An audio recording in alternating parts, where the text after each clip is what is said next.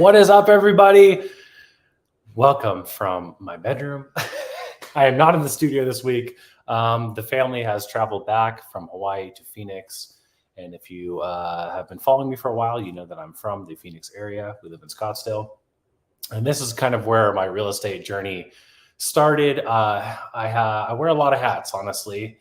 In real estate, I am a luxury agent with EXP.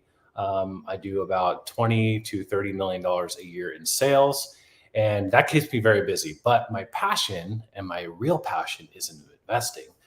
Investing is something that I've done since 2017, I would say. Obviously done pretty well with it, with the market seeing the appreciation that it has. But more importantly, I've been able to earn a really good passive income. And I think that is the key to wealth. If you follow a lot of the great investors such as Grant Cardone, you'll know that passive income and cash flow is extremely important. So I want to share with you today some of the tips that I've learned along the way. I have a little whiteboard here. I'm going to do a little bit of math. I've pre-done some of the math, to be honest, but I kind of want to share with you guys my strategy on investing, how to invest in real estate with little to no money down, how to get cash flow, and how to build an amazing portfolio of properties.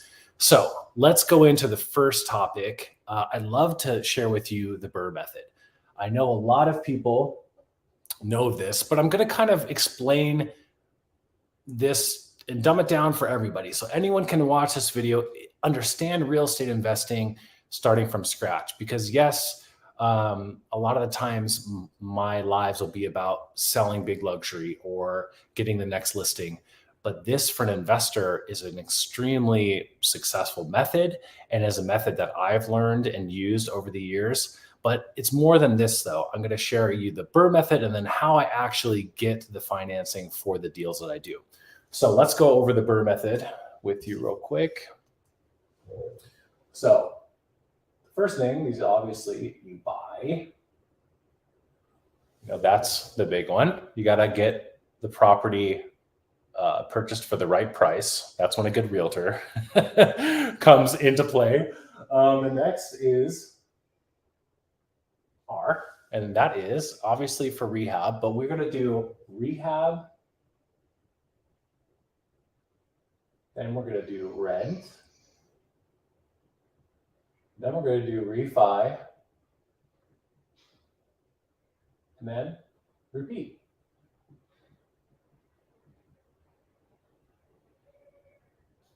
Okay, so let me go over these a couple of things with you. The buy is extremely important because you need to know what you can buy the property at to make money. So a lot of times what I'll do is I'll look in certain neighborhoods that I have a really good feel for. For example, when we're talking about rental properties or even short-term rentals, I'll narrow in on locations that are close to sporting events, close to, for example, little downtown hubs like Old Town, close to really cool. It's all about location. You have to buy in the right neighborhood because your guests, especially if you're doing short-term rentals, they're going to look in those areas to rent. When it comes to long-term rentals, you can expand your search a little bit, but the buy is extremely important.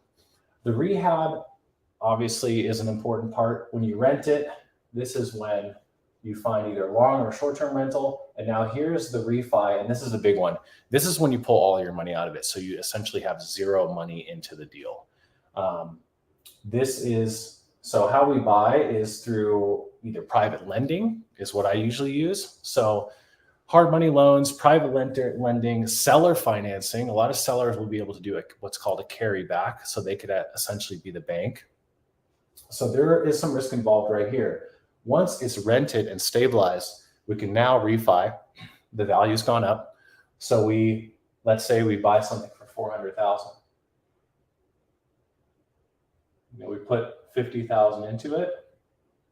Let's say now that property is worth, $550,000. Let's say it's a 10% down loan, so minus 55.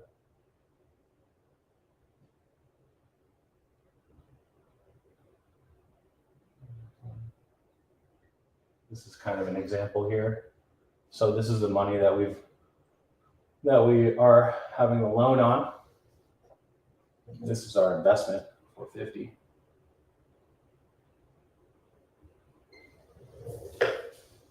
So as you can see, we built some equity. We pulled our entire investment out, but now the kicker is the cash flow. So what are rents for? You know, could be $4,000 a month. I don't know. Depends on the area. Depends on the house. You know, maybe your loan is on this. Maybe your loan is $3,000. So you've got a $1,000 cash flow. I don't know if you can see that. Could you see that? Oh my gosh, I'm the worst. There you go. I've just been writing into the abyss. So buy, rehab, rent, refi, repeat. This is what you bought the property for. You've rehabbed it for this.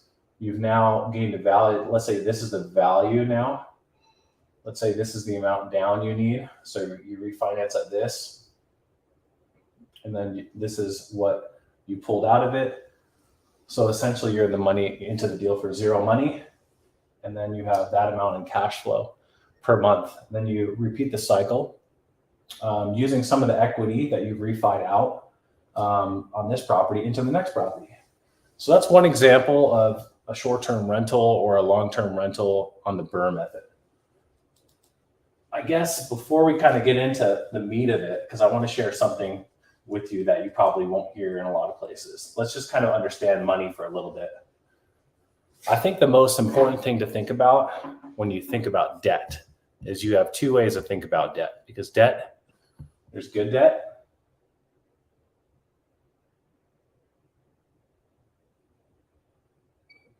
Some examples of good debt, and I know this is backwards, but I'm hoping you can still read it. The examples of good debt would be an income producing property. So anything that's creating cash flow.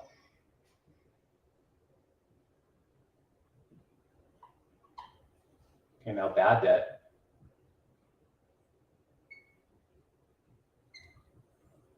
equals anything like your personal property,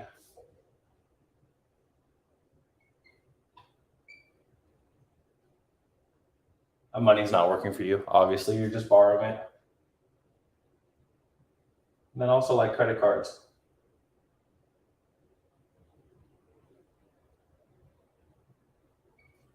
This is really important to consider because good debt, you know, you could say like, okay, yeah, I'm $10 million in debt. But as long as that money is working for you and you're earning cash flow off of it every month, then it's good debt. Plus, there's tax advantage to having good debt. There's also, you know, you can put the debt against any profit. So when you own a short-term rental or a commercial building, you'd like to have some debt just because you're going to need that to offset some of your winnings or your cash flow. So good debt and bad debt. Okay, so that's good to know, kind of to get your mind on that. I guess when talking about that, so you have assets and you have liabilities. A liability is something that's not making money, that's costing you money, and an asset something that is making you money. So I want to share an example of a commercial building, and I'm new to commercial, but I really love the math on commercial. So I'm focusing a little bit more on commercial nowadays than residential. One of the reasons is there's just a little bit more benefit for commercial as far as a cap rate or a return on investment. And then also the great part about commercial is the tenants seem to be, I don't know, a little bit more reliable. They have a business to run, obviously, and there's a lot less laws when you do need to move a tenant out. In a residential property, there's some pretty big hoops to jump through if you have a tenant that's not paying you. So I want to show you this. This is a commercial building. I'm going to pull up a photo actually, and I'm sure there's a lot of people that are watching from my team, so you'll know this property. Let's see if I have it in here. Okay, so this is a commercial building in Phoenix. This is a zoned industrial. Its use is pretty broad. It actually has a religious exemption, which is amazing. So there's no property tax that I'm currently paying, but I'm going to give you an example of something that you would pay property tax on. Let's see, let me remove this real quick. Okay, for example, this commercial building is something that I purchased for very little money down. Okay, so this was on the market for just a few hours. We picked it up for $800,000, and I only have $10,000 into this deal. So that is the amount of money that I put down. I did private lending on $790,000. So the price, $800,000.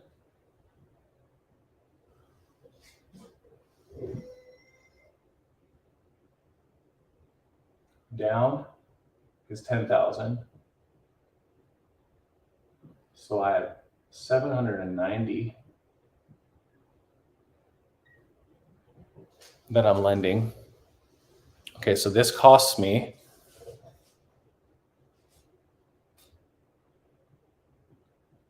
so I'm going to write these all down. 3,291 a month. This is at 5% interest. I got a really good rate from a private lender. And there's a lot of ways to do this. Private lending, like I said, a carry, family money. I mean, that's obviously a lot of people don't have that affordability, but there's a lot of private lenders out there that will do this. And this is kind of the biggest kind of secret is when it comes to lending money, you know, the traditional banks is one route, but there is a whole private sector. And this is something that has really fueled a lot of my investments. Eventually this gets taken out of the equation. I'm going to show you how. So insurance is about $166 a month. What we got? If I would pay taxes, which I'm not right now, it would be $905 a month. I'm just going to break it down per month. It's a little easier. Sorry, my handwriting is like a doctor. And the HOA, incredibly, is $900 a month, which I hate. But what do you do? Okay. So this all comes out to, let's see, 5. I'm just going to round 5 to, so 5,002. 63. So monthly cost is $5,263. Okay, we just secured a tenant through an associate of mine, Chad Stidham. So if anyone's looking for commercial real estate, a little shout out to him. He's an amazing guy. Rent payment, 3-year rent payment that escalates, which is incredible. This doesn't include the rental tax, but this is just the base price or base rent is $10,000 a month. So as you can see, the cash flow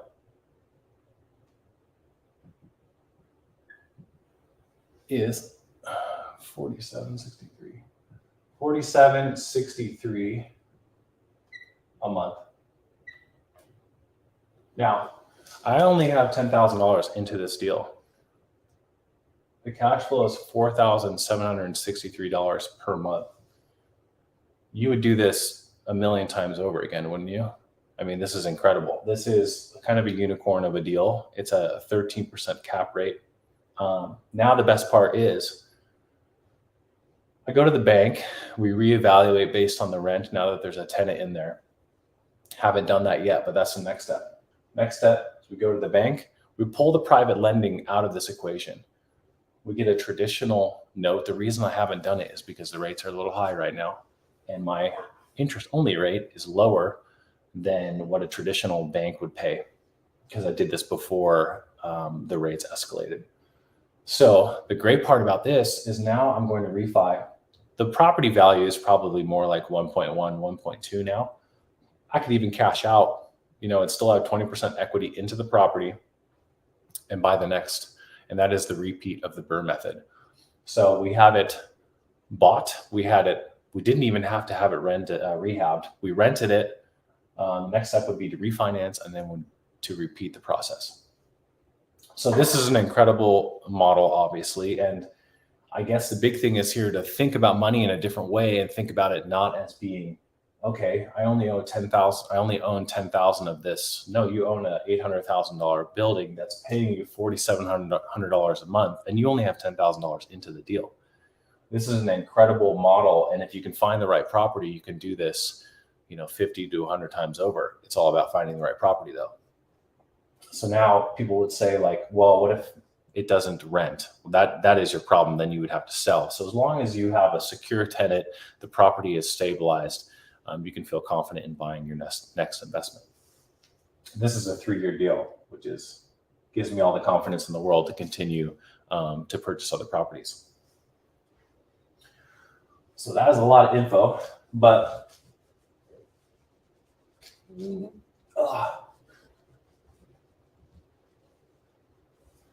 so hopefully that is an asset to you, that piece of information. This is a method that I've used now for 4 or 5 years investing in Arizona. Currently, we don't own a ton because I sold a few of the rental properties during the, obviously the rise and appreciation over the market in the last 2 years. We do still own a few properties. I think 4 properties right now. Currently, we're looking for more, but it's all about buying at the right time, buying it right. Obviously, having a really good agent and doing the numbers on everything. So before I buy anything, I look at what can it rent for, what kind of money do I need to put into it, and then obviously source the private lending. That is the hardest part, but there's a lot of private lending companies and individuals that will, sit down with you and hear out your plan. I think the biggest thing is to have a plan. How long will you be using the private lending for? You can do that to purchase the property and also rehab the property, but there needs to be sort of a timeline on when to get that money out. And sometimes it's at a higher cost. So private lending currently in Arizona is about 8 to 12%. And, that is something that you have to stay on time with your rehab, get the property stabilized by getting renter, and then you can rinse and repeat. And that is the BRRRR method. So hopefully this, hopefully this sheds some light on a couple people on what to do to invest with little or no money. I have to say, I bought my first investment with, I think, $5,000 down. I mean, it is something that a lot of people don't think about, but you have to take a chance on your first one. And I think that's kind of the biggest thing is once you take that leap, you understand that the cash flow side of the business and the good debt versus bad debt, it really opens your eyes to a whole new level of investing in real estate. So hopefully this is good information. Make sure to subscribe if you're on YouTube. Comment below. Let me actually read through some of the comments before I jump off, because I'm really not that great at running this and like looking at the comments as they're coming in, but I'm sure there's some good questions. There's some here. Oh, sorry about adjusting the camera. Hopefully I panned it enough. Yes, it is backwards. Yeah, thank you for Debbie for tuning in on Facebook. Really appreciate it. I feel like I need to get more active on Facebook. So I'm really glad that you're watching on Facebook. And then someone said, would you then take off the 3-year rent dollars and refi for the balance left on the outstanding? So this is based property to property. I love the fact that you can be into a property with 0 of your own money. Obviously, you would refi at a point in which the property is appreciated or the rent has stabilized if it's a commercial building. And these are the things that you kind of look at case by case basis. But yes, think about it this way. You could literally own hundreds of properties if you follow some of the different influencers out there that do this or investors that do this. I have not spent enough time to do this, but we have sold a lot of our properties. At one point, we had 12 properties. This method is insane. And you obviously can bank the appreciation as you're going along. So not only is it cash flowing, but it's gaining appreciation. You have a tax advantage with depreciating the properties as you go along. And what I typically do is I hold a property for at least 2 years so that I'm not hit with short-term capital gains. You're welcome. I'm happy to do it. I'm going to be back every Wednesday at 12 p.m. Pacific. I kind of want to do something different every single time. You know, a lot of people know me as this luxury agent, and we have an amazing team, not only in Arizona, but all over the country. And we're adding to that roster. And I'm kind of giving this knowledge not only to them, but to everyone too, because I think it's really great to be successful in this business, because it just yields so many fruits. I mean, I get to spend a ton of time with my family. We have so many projects going on, but they're all like, it's all like a labor of love. And when it comes down to it, it's really just like having a good agent to crunch the right numbers. And a lot of my clients are investors, and I share this exact information with them too. Thank you, Chad. As I mentioned, Chad is an amazing agent here in Scottsdale and Phoenix. He actually lives in Mesa, and he is a commercial agent. He is our sole commercial agent at our team over at EXP at the agency. So if you guys have any commercial needs, I'll drop his info into the comments after we get off. But thank you guys so much. Hopefully you learned a little bit. And next time I will try to rotate the camera so you can read the numbers better. But I'm learning as I'm going, and having a blast doing it. So I will talk to you guys soon. Adios.